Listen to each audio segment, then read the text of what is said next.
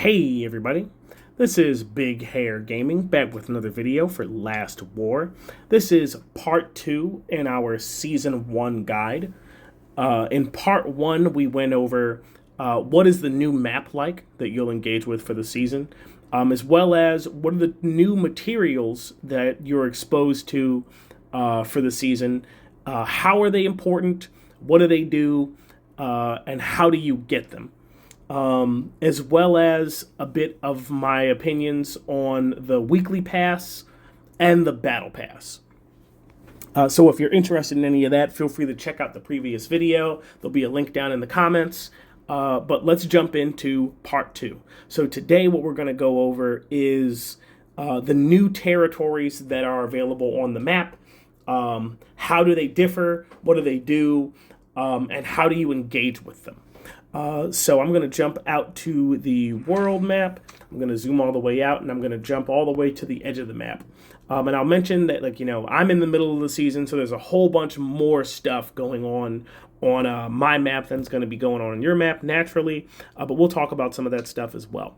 But for this season, there are two kinds of territories that you can engage with. There's military strongholds, and there are cities.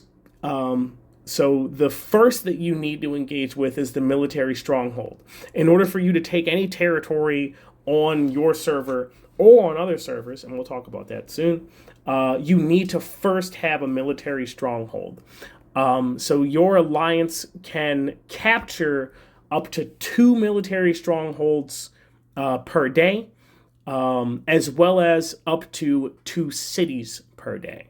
So that's the limit. So once reset hits, then that's reset, and you can, that's back to 0, and you can capture more again. But how do we engage with the military stronghold? So on the military stronghold, I found one that has an enemy on it already. So you'll click that, and you'll see here at the bottom that there's this mention of a virus resistance required, as well as this thing up at the top, virus. So we'll talk about that too. But the virus resistance required. Now, when you start the season, you won't have any virus resistance, and the way that you build that is with the immune protein and building up your season specific buildings like we talked about in part 1. You likely won't get up to that 2800 that you need very quickly. However, you can still attack the Corruptor Guard, this infected zombie here, to try to take over the point. Now, the lower that your resistance is, and it's under that value, the greater the difference, the larger that your debuff of your total attack power is going to be. So if you're just barely under the threshold, you might only have maybe like a 2% or a 5% debuff to your attack. If it's bigger, if it's a bigger gap, then it'll be more. And the way that this works is that you want to have whomever on your team has the best resistance. You want them leading and creating the rally to attack the Corruptor Guard. The game uses whomever creates the rally. It uses their resistance as the resistance for everybody. At least that's what my understanding is. So you want your strongest folks, or at least your best resistance folks, to be the one to make the rally. Once this guy goes down and you finally kill one, as you're attacking him, or actually I'll back up a little bit. As you're attacking him, you're going to be accruing this virus that's mentioned at the top there through every attack. And when you go back to your base, your troops will bring that virus back with you. You're going to want to click on your allies base, and you'll basically send your inspection planes out over to them to basically cure them of the virus. The virus isn't too bad.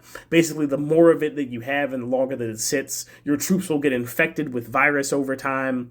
And it'll bring some of them out of the commission. There's a new hospital building that you'll utilize to kind of bring those troops back up. It's not that bad. However, if your virus gets up to 100, your base will explode, spreading virus to nearby buildings, be they enemies or allies. So don't let your virus get up to 100. There is reason to get your virus up to 100 offensively, but we'll talk about that in another video. So once you take this guy down, the last thing that you need to do is that you do need to actually take the point and garrison your troops at the point. Now, this is where another alliance can try to sweep the territory out from under you, because you do have to hold that point. If you use the maximum number of slots, which is, I believe, 10, if you have all 10 slots, it takes about 15 minutes to claim the point for your own. And basically another alliance can send their troops in to try to also gain control of the point. So you want to make sure that if you're going to take down this corruptor guard, that you do have people online who are ready to jump in and garrison the point and, battle basically for control over the point if there's another alliance who's in contention for it. So yeah, after that, once you take the military stronghold, then you'll get, your rewards for capturing it for the first time. You'll get some stuff that'll get disseminated to you, all that sorts of stuff. So going into attacking a city for next. In order for you to be able to attack a city, you need to have control of an adjacent military stronghold. So in order for me to attack this brewery, we need to have either like one of these adjacent tiles we need to have control of in order to attack the brewery, which is a level 1 city. On your server, you can capture up to 4 cities, and every city that you capture will give you the ability to hold an additional military stronghold.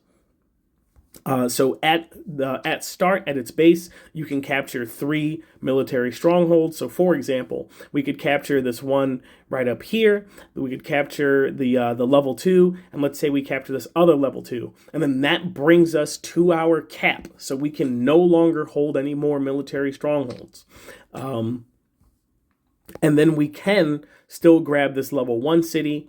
And let's say if this level 2 city here was free, we could grab that as well. And then, but each of those cities increases the number of military strongholds that we can have. So then we can extend further upwards. So essentially what you'll be doing is that you want to essentially snake your alliance's control from the outside edge of the map further into the center of the map by basically taking control of military strongholds of greater and greater level, moving further towards the center, and then kind of dropping the military strongholds that you no longer need or of your lowest value off as you progress forward.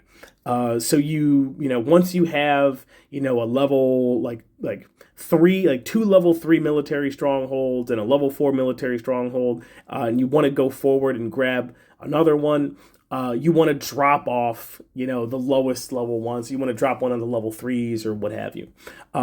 It's important to keep in mind that, in order to increase your total number of strongholds that you can have, that you do want to hold on to those cities.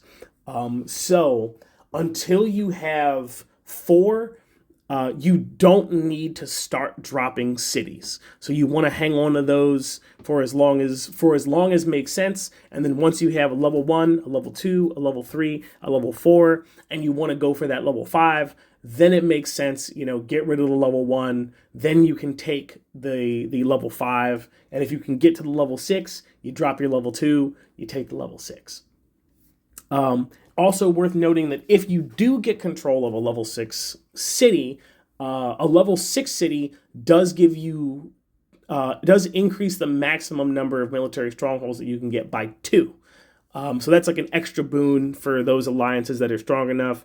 There's not a whole bunch of level 6 cities. I think there's only 3 per server. It looks like, there's only 3 per server, so there's not going to be a whole bunch of that going around, but it does allow, if you are strong enough to grab a level 6, it does give you the ability to hold on to a little bit more territory on your server. So that's the crux of how the territory rules take effect.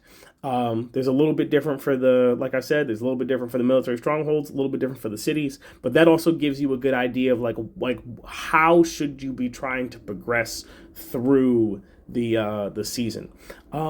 Just to reiterate, you can declare war on up to 2 strongholds and 2 cities per day, and that refreshes every day.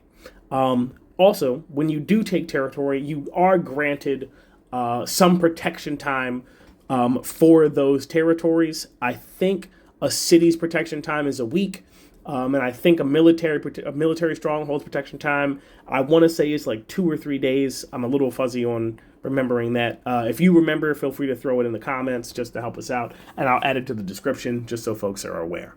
But yeah, that's pretty much everything. If I missed anything, feel free to drop a comment. I'll address it in a future video.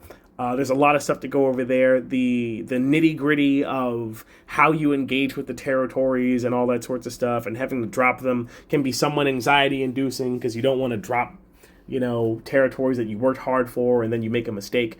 So that's one of the reasons I wanted to go over this, just to kind of give you a little bit more certainty. But yeah, that's pretty much the crux of it. Thanks for listening. Thanks for watching. Feel free to hit the like button and subscribe. Episode 3 or part 3 of the series will be coming out soon, so sit tight. Thanks for listening.